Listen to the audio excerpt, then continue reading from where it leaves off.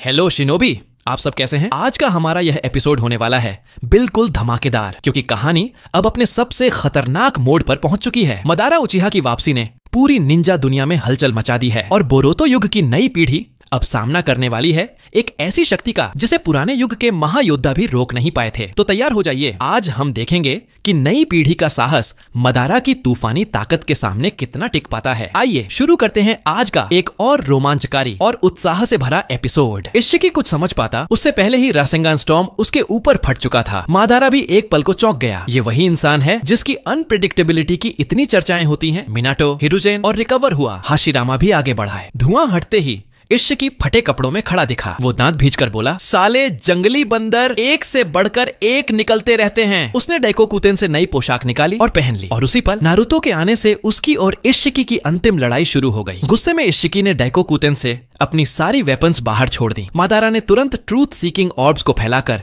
सबके ऊपर एक विशाल ढाल बना दी। हमला रुकते ही इशिकी ने स्पेस टाइम गेट खोल दिया। इसके दूसरी तरफ उसका कैद किया हुआ छोटा 10 टेल्स था। उसने हाथ गेट के अंदर डाला और तेजी से 10 टेल्स की चक्रा खींचने लगा। कुछ ही देर में उसकी पीठ पर मौजूद टेल्स और भी बड़े और गोल हो गए। नारुतो की आंखें एक पल को फैल गईं। सेंजुत्सु मोड में उसे साफ महसूस हो गया कि अब इशिकी कितना खतरनाक हो चुका है। वह दूसरों को चेतावनी देता उससे पहले इशिकी अचानक मदारा के सामने प्रकट हो गया। मदारा ने बिजली की सी गति से एक काला रॉड बनाकर उसका हमला रोक लिया, पर उसकी ताकत से मदारा की बाहें कांपने लगीं। अगले ही सेकंड इशिकी ने श्रिंक टेक्निक से मदारा की रॉड को छोटा कर दिया और सीधा एक जोरदार पंच मदारा के पेट पर मार दिया। मदारा सैकड़ों मीटर दूर जाकर गिरा। सब हैरान रह गए। इशिकी फिर अचानक नारुतो के पीछे प्रकट हुआ और नारुतो प्रतिक्रिया दे पाता उससे पहले एक जोरदार किक मारकर उसे उड़ाया। धुएं के बीच से मदारा बिजली की तरह ऊपर उठा। वो दांत भींचकर बोला, इसकी नॉर्मल अटैक्स में ही 8 गेट्स जैसा इम्पैक्ट है। ये तो मजेदार होगा।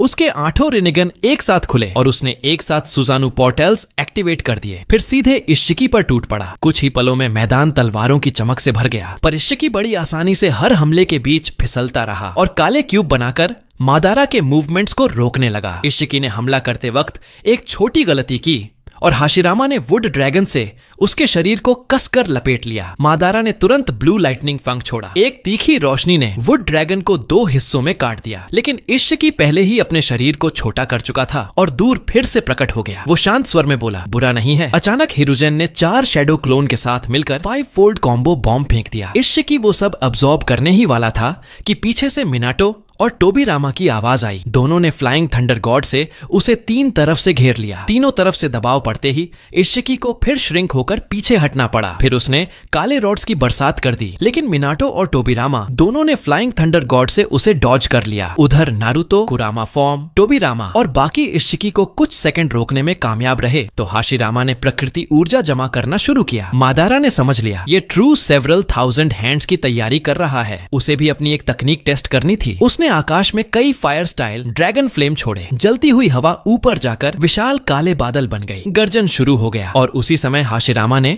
ट्रू सेवरल थाउजेंड हैंड सक्रिय किया। मदारा कूदकर उसके कंधे पर उतरा और पूरे सुसानु चक्रा को बड़े बुद्ध पर चढ़ा दिया। महाबुद्ध सुसानु आर्मर में बदल गया। इशिकी ने देखकर एक पल को आंखें सिकुड़ लीं। फिर मदारा ने लाइटनिंग रिलीज आर्मर से आकाश की बिजली खींचकर सीधे इशिकी पर किरण छोड़ दिया। इशिकी हाथ बढ़ाकर बिजली अब्सॉर्ब करने ही वाला था, पर वो रुक गया। ये अब्सॉर्ब ही नहीं हो रही थी, क्योंकि किरण प्राकृतिक दुनिया की असली बिजली थी, न कि चक्रा। किरण दहाड़ता हुआ नीचे उतरा। इशिकी ने गलत जजमेंट किया।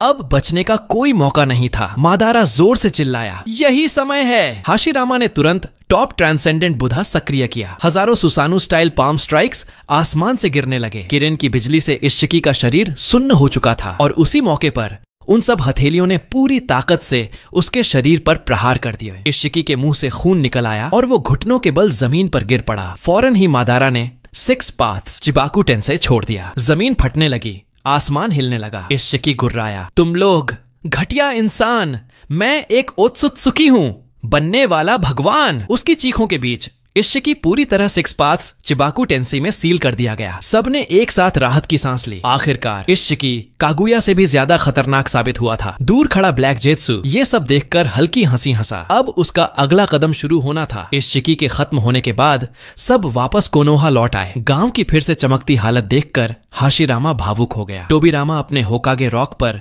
खुद का चेहरा देखकर संतुष्ट होकर बोला, गांव सही दिशा में बढ़ रहा है। अब जबकि बड़ा दुश्मन मिट चुका था, सभी पिछले होकागे नारुतो द्वारा संभाले जा रहे कोनोहा को शांति से देखने के लिए तैयार थे। लेकिन मादारा ने सबको टोका, इतना आराम मत करो, असल दुश्मन अभी भी जिंदा हैं। और फिर उसने नारुतो को डांटा, तू कई साल से ट्रेनिंग में ढीला पड़ गया है। नारुतो ने शर्म से सिर खुजाया, फिर बोला, दरअसल मुझे हाशिरामा से सेज मोड के बारे में कुछ सीखना था। हाशिरामा ने पहले उसे उसका सीखा हुआ सेज मोड दिखाने को कहा। नारुतो ने कुछ सेकंड में माउंट मायोबोकू सेज मोड एक्टिवेट कर दिया। गति तेज थी, लेकिन हाशिरामा तुरंत समझ गया। नारुतो अभी भी सिर्फ पहले लेवल वाले सेज मोड में था। उसने काफी कम नेचुरल एनर्जी खींची थी। फिर हाशिरामा ने नारुतो को अपना वुड स्टाइल सेज जुत्सु समझाया। उसने बताया कि ये 3 महान सेज मोड में से एक और वुड स्टाइल की विशेषता का मिश्रण है। उसने बताया कि उसका सेज मोड उसे शिक्कोत्सु फॉरेस्ट सेज ने सिखाया था। नारुतो काफी हैरान हुआ। उसे पहली बार पता चला कि सेज मोड के उच्च स्तर भी होते हैं। उसने सोचा, वो जब पहली बार सेज मोड सीख रहा था तभी उसे नागाटो से लड़ने के लिए बुला लिया गया था। फिर जल्द ही वो परफेक्ट जिंचुरिकी बन गया और उसकी ट्रेनिंग वहीं रुक गई। कुछ सोचकर नारुतो ने फैसला लिया कि उसे दोबारा माउंट मायोबोकू वापस जाना चाहिए, क्योंकि सेज मोड सीखने का सबसे तेज तरीका वही है। उसने मैसेंजर फ्रॉग को बुलाया और संदेश भेजा कि उसे माउंट मायोबोकू आना है। संदेश मिलते ही फुकासाकु सेनिन ने रिवर्स समनिंग से नारुतो को सीधे माउंट मायोबोकू पहुंचा दिया। सालों बाद फिर से उस जगह लौटकर नारुतो को अपने पुराने दिन याद आ गए, पर अभी नॉस्टैल्जिया का समय नहीं था। उसने फुकासाकु सेनिन को बताया कि वो यहाँ सेज मोड की उच्च ट्रेनिंग करना चाहता है। फुकासाकु ने तुरंत सहमति दे दी। अब तेरे पास अनुभव भी है और पहला स्टेज भी। दूसरा स्टेज सीखना तेरे लिए मुश्किल नहीं होगा। कुछ ही दिनों में नारुतो ने तकनीकें समझना शुरू कर दिया। उसकी तेजी देखकर फुकासाकु हैरान रह गया। यह लड़का, इसकी पोटेंशियल मेरी कल्पना से बहुत आगे है। लगभग दूसरा आर्शी ऑफ 6 पाथ्स। सिर्फ कुछ ही दिनों में नारुतो ने सेकंड स्टेज मिरर काम सेज मोड सीख लिया। नए सेज मार्क्स उसके चेहरे पर चमकने लगे।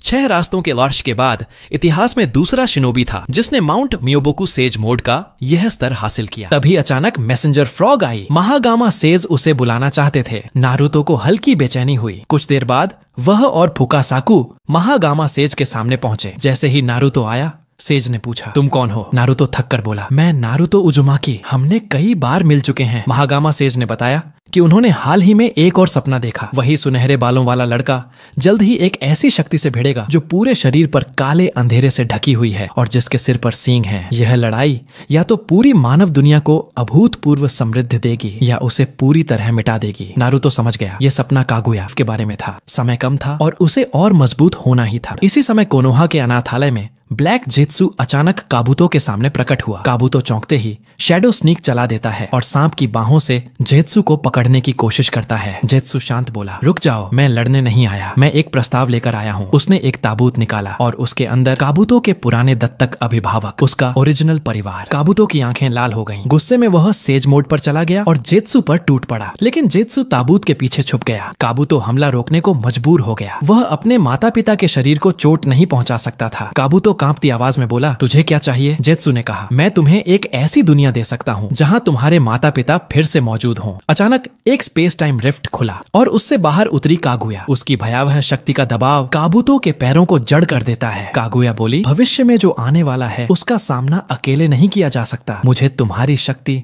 और तुम्हारी बुद्धि चाहिए। मेरे लिए एक सेना तैयार करो। काबुतो घबराकर पीछे हटा, फिर सांप की पूंछ बनाकर भागने की कोशिश की, लेकिन कागुया उसके सामने ही फिर प्रकट हो गई। उसने हाथ फैलाए और उसने वही डिवाइन माइंड कंट्रोल तकनीक चलाई जो किसी की भी इच्छा मिटा सकती थी। काबुतो का शरीर रुक गया, आंखें खाली, सारा शरीर हरी रोशनी से जगमगा रहा था। कुछ सेकंड बाद रोशनी खत्म हो गई। कागुया उसके करीब आई और धीरे पूछा, अब बताओ तुम कौन हो? काबुतो की आंखों में वो पुरानी खतरनाक मुस्कान लौट आई। उसने सांप जैसी जीभ निकाली और बोला, मैं आपकी सबसे वफादार सेवा में तैयार हूँ कागुया सामा। कागुया ने एक ठंडी संतुष्ट मुस्कान दी। उसी समय कुछ कृत्रिम मानव आर्टिफिशियल ह्यूमंस शोर सुनकर कमरे में आ गए। जेत्सु के चेहरे पर तुरंत एक दुष्ट योजना चमकी। अपनी वफादारी साबित करो, इन सबको खुद खत्म करो। काबुतो ने धीरे धीरे सेज मोड एक्टिवेट किया। फिर कई विशाल सांप उन पर टूट पड़े। कमरा खून, चीखों और तबाही से भर गया। एक एक कर सभी गिरते चले गए। मारते समय काबूतो की आंखें धुंधली हो गईं। नियंत्रित होने के बावजूद उसके दिल की गहराई में जज्बात अभी भी थे। उसके गालों पर आंसू बह रहे थे। जेत्सु यह देखकर संतोष से मुस्कुराया। उसने आदेश दिया, सोई हुई सारदा को उठाओ, हमें उसके अंदर की इचिबी वन टेल चाहिए। काबूतो तुरंत आगे बढ़ गया।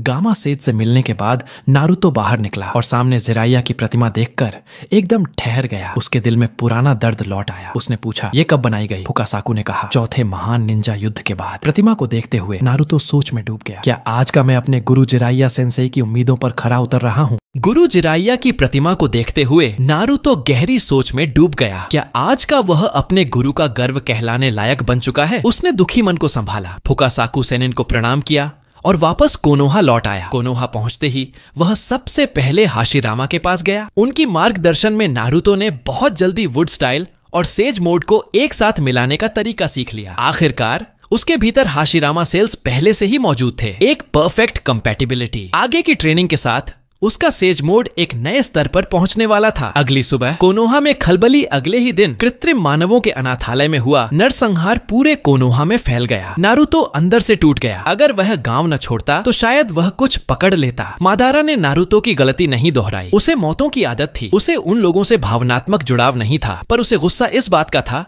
कि दुश्मन ने उनकी आंखों के सामने ही गांव में घुसपैठ कर ली। उसने तुरंत निष्कर्ष निकाला, दुश्मन के पास स्पेस टाइम निंजुत्सु है। काबूतो की रहस्यमयी गुमशुदगी इस बात का और भी बुरा संकेत दे रही थी। मादारा ने आदेश दिया, नारुतो तुरंत ओरोचिमारू से संपर्क करो, जितनी जल्दी हो सके। तभी सकुरा तेजी से भागते हुए होकागे ऑफिस में घुसी। सारदा के अचानक गायब होने की खबर सभी के दिल को दहला गई। मादारा ने गुस्सा पी लिया। अब उसे लगभग यकीन हो गया था कि पीछे कागुया ही है। नारुतो को भी वही एहसास हुआ। उसने तुरंत कहा, शिकामारू सभी बड़े गांवों से संपर्क करो, 5वां निंजा युद्ध शुरू होने वाला है। उसने अंदाजा लगाया, काबूतो को ले जाने का एक ही उद्देश्य हो सकता है। कागुया काबूतो की एडो टेंसी क्षमता चाहती है। यह सुनकर टोबिरामा हल्की तारीफ करते हुए बोला, अच्छा है, अब तू पहले जैसा बेवकूफ नहीं रहा। टोबिरामा ने कहा, कागुया जल्द ही बड़े पैमाने पर हमला करेगी अपना खोया हुआ चक्र वापस पाने के लिए। अब करने वाली पहली चीज सभी राष्ट्रों की होकागे समिट बुलाना और साथ ही ओरोचिमारू को एडो टेंसी तैयार रखने का आदेश देना। उद्देश्य था काबूतो से पहले सबसे ताकतवर निंजा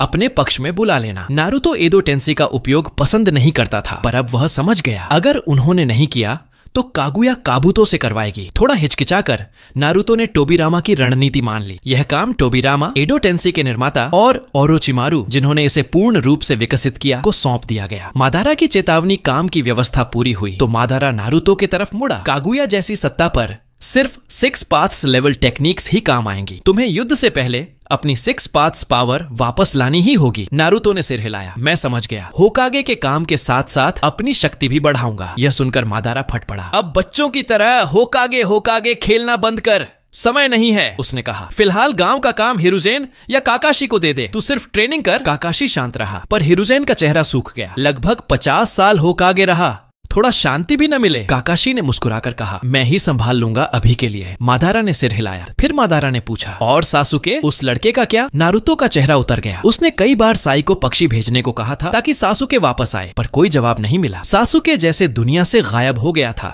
उसी समय दूर उत्तर के बर्फीले इलाके में सासुके ने अचानक छींक मारी। उसके पास खड़ी काली पोशाक पहने एक छोटी लड़की चिंता से उसके पास आई। वह लड़की कोई साधारण नहीं थी, वह थी विजो हिकारू, सेंगोकू युग की एक पुरानी किंवदंती जैसी बच्ची। सासुके दूर क्षितिज में कोनोहा की दिशा को देख रहा था। 1 साल से ज्यादा बीत चुका था, अब शायद वापस लौटने का समय आ गया था। उधर त्सुचिकागे गांव के कब्रिस्तान में कुछ निंजा अभी अभी गुजरे हुए ओनोकी की लाश की रखवाली कर रहे थे। अचानक लाल चोगा पहने एक आदमी उनके सामने प्रकट हुआ। वे प्रतिक्रिया भी नहीं कर पाए। अगले ही पल उनकी गर्दन पर ठंडी सी सनसनी दौड़ गई और वे सब एक साथ जमीन पर गिर पड़े। काबूतो ने तिरस्कार भरी हंसी के साथ कहा, कमजोरों का यही अंजाम होता है। वह ओनोकी की कब्र के पास गया और हल्की सी शैतानी मुस्कान दी। ताकतवर शिनोबी की संख्या अब एक और बढ़ गई। ठीक यही घटनाएं अन्य बड़े राष्ट्रों में भी उसी रात दोहराई गईं। कब्रें, सुरक्षा, गार्ड, सब बेकार। कई सालों से कब्रें खोदने में पारंगत काबूतो के लिए यह काम बेहद आसान था। सिर्फ 2 दिन में उसने फिर से एक एडो टेंसी सैन्य दल तैयार कर लिया, जो पिछले निंजा युद्ध के समय से भी ज्यादा भयानक था। इस समय चांद पर कागुया ने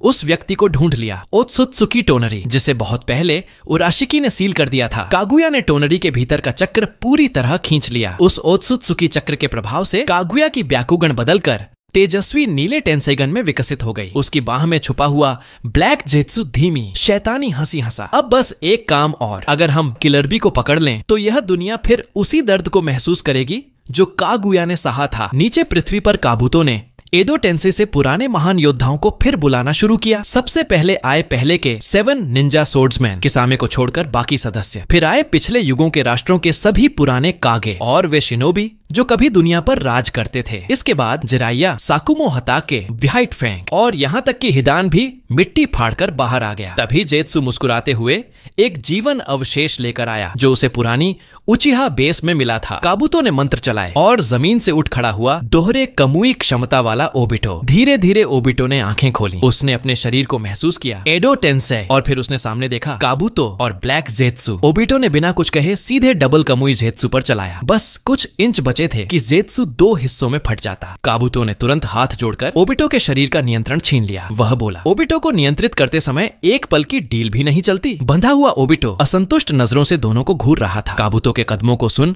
जेत्सु आगे बढ़ा और ताना मारा, द्रोही ओबिटो, तू हमेशा की तरह किसी के हाथ की कठपुतली ही रहेगा। ओबिटो ने गुस्से से आंखें तरेरी। उसे याद आया जब उसने काकाशी को डबल मंगेकियो कमुई के लिए अपनी आंख दी थी, तब उसने जेत्सु को भी सील होते देखा था। तो फिर जेत्सु अब कैसे जीवित है? इसका मतलब एक ही था। कागुया फिर बाहर आ चुकी है। ओबिटो ने पूछा, हमारा दुश्मन कौन है? काबूतो ने बताया, मादारा और नारुतो अब एक ही पक्ष में हैं। यह सुनकर ओबिटो के होठों पर हल्की मुस्कान आई। फिर वही नारुतो, हर दौर में लड़ाई का केंद्र वही होता है। उसने कहा, मेरे मरने के बाद काफी कुछ बदल गया है। लेकिन उसे हैरानी थी, मादारा और नारुतो अब साथ कैसे? काबूतो मुस्कुराया, चिंता मत कर, जल्द ही तुम युद्ध के मैदान पर सबसे मिलोगे। ओबिटो भी उन पुराने चेहरों को फिर देखने की सोचकर अनजाने में उत्साहित हो उठा। ओरोचिमारू भी अपनी पूरी स्पीड पर इकट्ठे किए गए डीएनए सैंपल्स को एडो टेंसी में बदल रहा था। उसके दिमाग में पहला नाम आया जिराइया, क्योंकि जिराइया हमेशा से उसके लिए एक अनसुलझी पहेली रहे थे। लेकिन जैसे ही उसने जिराइया का एडो टेंसी करना चाहा, एडो टेंसी फेल हो गया। इसका मतलब था किसी ने जिराइया को पहले ही अपने अधीन बुला लिया है, और वो कोई और नहीं काबूतो ही हो सकता था। ओरोचिमारू के मन में एक भयावह आशंका उठी। उसने अगला डीएनए उठाया, पुराने एएनबीयू टीम के एक सदस्य का, लेकिन केवल इताची ही वापस आया। बाकी एएनबीयू अभी तक काबूतो ने समन नहीं किया था। ओरोचिमारू ने टोबिरामा की ओर देखा और धीमी आवाज में कहा, लगता है काबूतो हमसे पहले ही सब निकाल चुका है। वह सोचता है काबूतो ने इताची को शायद इसीलिए नहीं उठाया क्योंकि उसके दिल में इताची के लिए एक पुरानी भावनात्मक गांठ है और वो उससे दोबारा सामना करने से डर रहा होगा। टोबिरामा ने इताची को ध्यान से देखा तो यह वही है जिसने उस दुष्ट उचिहा कबीले को एक ही रात में मिटा दिया था। वास्तव में अलग ही स्तर का आदमी है। इताची का शांत गंभीर चेहरा देखकर ओरोचिमारू भी अनजाने में अपनी सांपसी जीभ बाहर निकाल बैठा। उसी वक्त इताची जाग उठता है। एडो टेंसी में खुद को देखकर वह चौंक गया। उसने सामने खड़े ओरोचिमारू को देखा और उसकी शरिंगन एक पल में मंगेकियो शरिंगन बन गई। वह ठंडे स्वर में बोला, इस बार तूने किया है ओरोचिमारू। ओरोचिमारू ने शांत हंसी के साथ कहा, घबराओ नहीं इताची, इस बार नारुतो ने तुम्हें बुलाया है। अगर यकीन नहीं उसी से पूछ लेना। उसने आगे जोड़ा, मैंने तुम्हारी किसी भी हरकत पर नियंत्रण नहीं लगाया है नारुतो। इताची की आंखें हल्की चमक उठी। वह समझता था नारुतो बिना गंभीर वजह के एडो टेंसी का सहारा कभी नहीं लेता। मतलब दुनिया में कोई बड़ी खतरा फिर खड़ा हो चुका था। इताची ने पूछा, सासुके कैसा है? ओरोचिमारू मुस्कुराया, उस बारे में बेहतर है खुद होकागे से पूछो। फिर उसने इताची को साथ लिया और नारुतो के पास पहुंचा। नारुतो को होकागे की चोगा पहने देखकर इताची मुस्कुराए बिना नहीं रह सका। वह बोला, बधाई हो नारुतो, तुम सच में होकागे बन गए। उसने पूछा, अब मुझे बताओ क्या हुआ है? नारुतो ने थोड़ी सी शर्मिंदगी के साथ कहा, माफ करना इताची, आने वाली लड़ाई इतनी भयानक है कि हमें फिर से अपने खोए हुए साथियों की मदद लेनी पड़ रही है। फिर नारुतो ने एडो टेंसे होने से लेकर निंजा युद्ध के बाद हुई हर घटना बताई और गर्व से कहा, मैंने सासुके को वापस कोनोहा ला दिया। इताची की आंखें नरम हो गईं। वह बोला, मुझे पता था तुम दोनों जरूर सही रास्ते पर चलोगे। मैंने सासुके, अपना सबसे प्रिय व्यक्ति, तुम पर भरोसा करके गलत नहीं किया। नारुतो का दिल खुशी से भर गया, पर अगले ही पल उसकी आंखें फिर उदास हो गईं। निंजा वर्ल्ड पर फिर से युद्ध आने वाला है। इताची बोला, चिंता मत करो, अगर सब एकजुट रहे तो जीत आज भी हमारी ही होगी। मादारा भी आ गया। मादारा भी वहीं आ पहुंचा। नारुतो की यादों से उसे पता चल गया था इसी इताची ने कभी एडो टेंसे समाप्त किया था। अब इताची को सामने देखकर मादारा बोला, उचिहा कबीले में तुम जैसे लोग भी हुए हैं, ये देखकर अच्छा लगा। तभी कुरामा नारुतो के अंदर से बोला, रुको, मुझे अभी अभी एक हल्की सी चक्रा लहर महसूस हुई है। ये सारदा की चक्रा है। नारुतो तुरंत क्यूबी मोड में गया और पूरी संवेदना बढ़ा दी। उसने चक्रा लोकेशन मादारा को भी भेज दी। मादारा बोला, सारदा की चक्रा इतनी दूर से अचानक क्यों महसूस हुई? एक ही कारण है, उसके अंदर की इचिबी को बाहर निकाला गया है। अगर जिनचुरिकी से टेल बीस्ट निकाला जाए वह मर जाती है। स्थिति बेहद गंभीर थी। मादारा ने चक्रा लोकेशन के आधार पर तुरंत स्पेस टाइम गेट खोला। नारुतो, मादारा और इताची तीनों गेट के अंदर कूद गए।